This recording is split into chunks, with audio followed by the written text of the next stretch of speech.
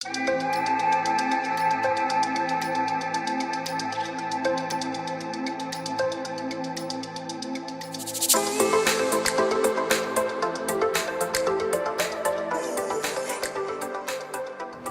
welcome back to Pickleball TV. I'm here with my dad, and today we're going to be showing you 3 tips on how to improve your dinking. This is going to be a good one. Let's get into it. Let's go. All right, so the first tip I would give on how to improve your dinking is to push through the ball. Think of your, not accelerating the paddle, you're just having a nice, even speed the whole time for the dink, right? You're not flicking, you're not increasing your speed as you hit the ball. You're not waiting the ball's gonna get to it and then hitting it. You're starting your stroke before the ball gets there, and you're just meeting the ball during your consistent speed push. Let's show it how it's done. Okay, let's show it.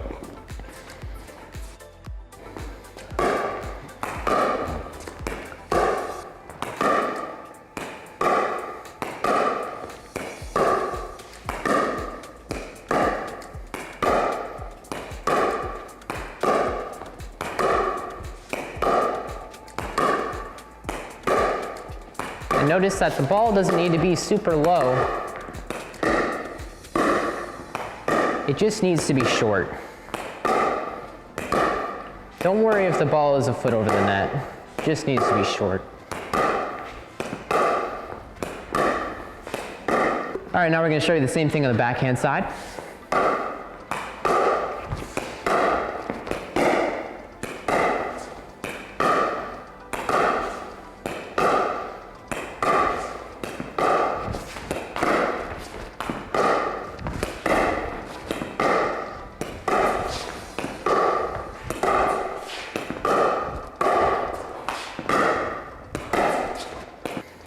So the second tip for improving your dinking is to move your feet and be thinking about that. So if you miss a dink, you want to find out why that was.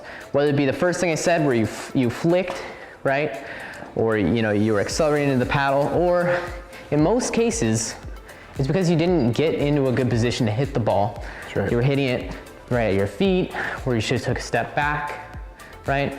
Or you didn't get over the ball in time, when you need a nice lunge to get to that ball in some cases, right? And so the biggest thing I would say for trying to get to the ball is to be on the balls of your feet. Be steady, right? You're not doing happy feelings like that, but just balls of your feet and be ready. All right, so I'm in my nice position. I have to shuffle over, hit that ball, shuffle back. Hit the ball, hit that. Shuffle over, hit the ball. You always want to be in a good position. You don't always have to move to hit it. So reach over, you can lunge over a bit without shuffling, but move your feet when you have to.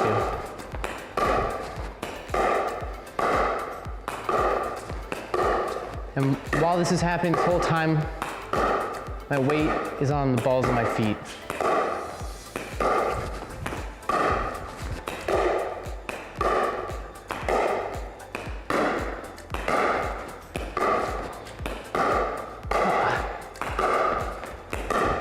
All right. That's it. And now you can exaggerate it a bit. Okay. Pull me a little bit more wide. Okay. We can show you, you can actually cover a lot of ground just with a shuffle. It's okay. Let's do it again.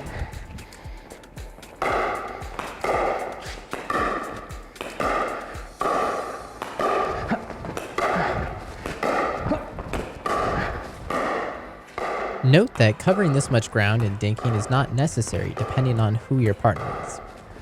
If you can cover this much ground, then it can be helpful when you're with partners who cannot cover as much of the court.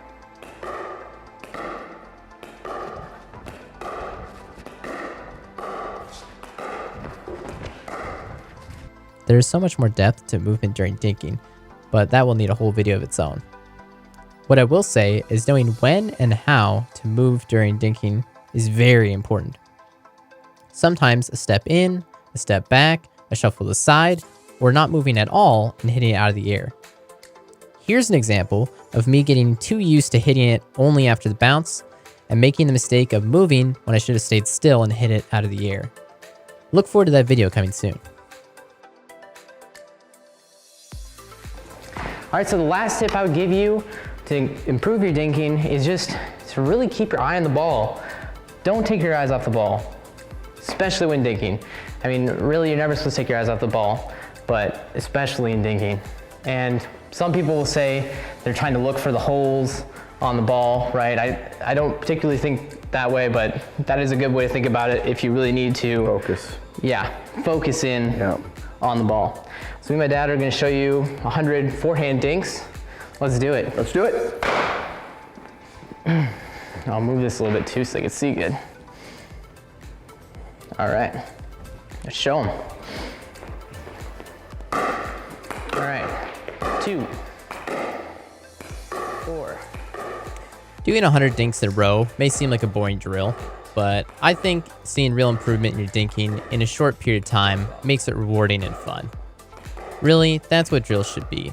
Very focused on 1 or 2 things that you need to work on so that you can see real improvements in just a few sessions.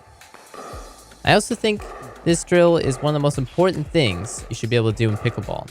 If you can't do 100 in a row, then you need to think about why you just made the mistake you made and fix it. Stay focused with your eyes on the ball for all 100 dinks. Be mindful of when to move or stay still, and your dinks should improve greatly. After doing 100 forehand and backhand dinks, move on to a dinking game where you play 5 points and you only keep the ball in the kitchen on half a court. These drills will help your confidence in dinking, so give them a try. Thanks for watching. See you guys next time.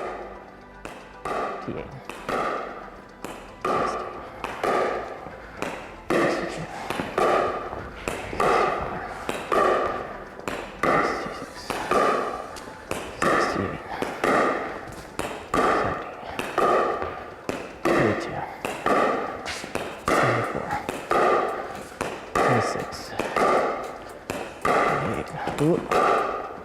80, 82, 84, 86, 88, 90,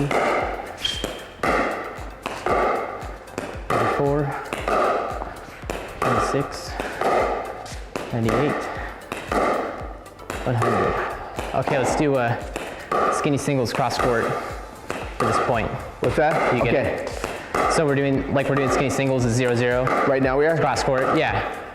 Just open up to a point. Try and win the point? Yeah. Okay.